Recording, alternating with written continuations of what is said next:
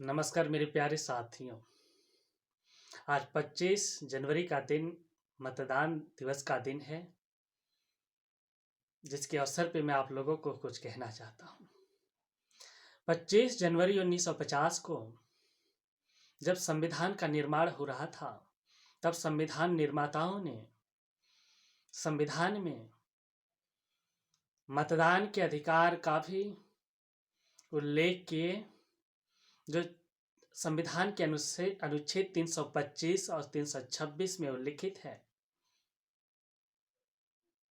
जिसकी जागरूकता के लिए भारत सरकार ने 25 जनवरी 2011 से प्रतिवर्ष मतदान दिवस मनाने की घोषणा किया और प्रतिवर्ष मतदान दिवस 25 जनवरी को मनाया जाता है, जो कि लोकतंत्र शासन रूपी भवन की बुनियाद है। मतदान की बुनियाद पर ही लोकतंत्र शासन रूपी भवन खड़ा होता है, जिसके बल पर हमारे देश की जनता जिसको चाहे उसको सत्ता के सिंहासन पर बैठा देती है और जिसे चाहे उसे गिरा भी सकती है। लेकिन बड़े दुख की बात है कि वर्तमान में लोकतंत्र शासन में आपराधिक नेताओं की संख्या निरंतर बढ़ रही है, बहुत तेजी से बढ़ रही है, जिसके दोषी सिर्फ आपराधिक नेता ही नहीं है, इस देश के नागरिक भी हैं, जो क्षणिक स्वार्थ के लिए अपने वोट को बेच करके मतदान करते हैं और शासन की बागडोर आपराधिक नेताओं के हाथ में चला जाता है। इसी अपराध को देखते हुए 2014 में एडवोकेट अश्वनी उपाध्याय ने एक रिकॉर्ड देश के सामने रखा था कि संसद के अंदर 34% सांसद ऐसे पहुंचे जिनका आपराधिक रिकॉर्ड है। ये तो आंकड़ा सिर्फ संसद के सांसद के है, बाकी देश के अंदर और भी कितने आपराधिक नेता हैं जिसका कोई आंकड़ा अभी तक नहीं है। एडवोकेट अश्वनी उपाध्याय ने 13 फरवरी 2018 को सुप्रीम कोर्ट में एक याचिका दायर की आपराधिक रिकॉर्ड के नेताओं को पेश करने के लिए, जिसे सुप्रीम कोर्ट ने भारत सरकार के सामने अपनी बात को रखा, लेकिन भारत सरकार ने इसे अनसुना किया। 25 सितंबर 2020 को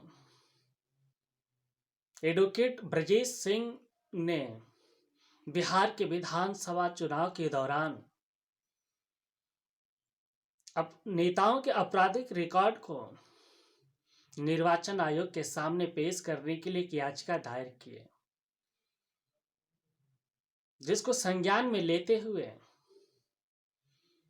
सुप्रीम कोर्ट इसके समर्थन में खड़ा हुआ और सुप्रीम कोर्ट के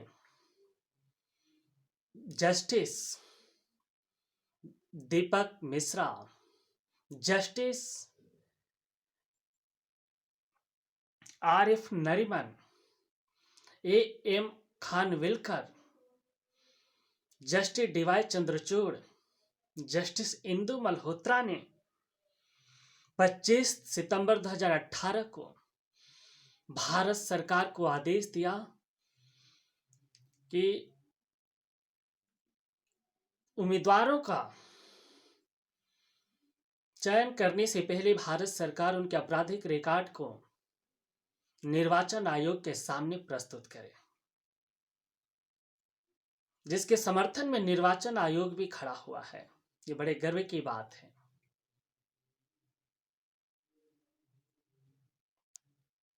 लेकिन भारत सरकार इस बात को अनसुना कर रहा है। वो करे क्यों ना, उसको तो सत्ता हासिल करने का गौरव है, लेकिन इसका सबसे बड़ा बुरा खामियाजा तो देश के नागरिकों को भुगतना पड़ता है। जबकि संविधान ने हमें जो अधिकार दिया है, अनुच्छेद 325 और 326 के अंतर्गत मतदान का अधिकार, वही संविधान हमारे कर्तव्यों का भी अधिकार दिया है, हमारे कर्तव्यों को भी दिया है। जिस कर्तव्यों के अंतर्गत संविधान कहता है कि हमें अपने देश के उम्मीदवारों का, अपने प्रतिनिधियों का चुनाव जाति, धर्म, लिंग, भाषा एवं स्वार्थ मुक्त होकर के चुनाव करें, तभी हम एक अच्छे राष्ट्र के और भ्रष्टाचार मुक्त राष्ट्र की उम्मीद कर सकते हैं। जब हम लालच में आकर के मतदान करेंगे तो हम एक भ्रष्टाचार मुक्त और एक अच्छे राजनेता की उम्मीद कैसे कर सकते हैं। तो अपने अधिकारों को तभी सफल हम बना पाएंगे जब संविधान द्वारा दिए गए कर्तव्यों का ईमानदारी से निर्वहन करते हुए अपने मतदान को भ्रष्टाचार मुक्त नेता को देंगे। तो इस वोट की ताकत के बल पर ही हम लोकतंत्र को जिंदा रख पाएंगे और एक अच्छे राष्ट्र के भविष्य का निर्माण कर पाएंगे। तो संकल्प लीजिए, आज 25 जनवरी के दिन, मतदान दिवस के दिन, ईमानदारी से, निस्वार्थ भाव से, निष्पक्ष होकर अपने मतदान को देंगे और एक अच्छे नागरिक का कर्तव्य निभाएंगे। जय हिंद, जय भारत, जय भीम, जय भारत।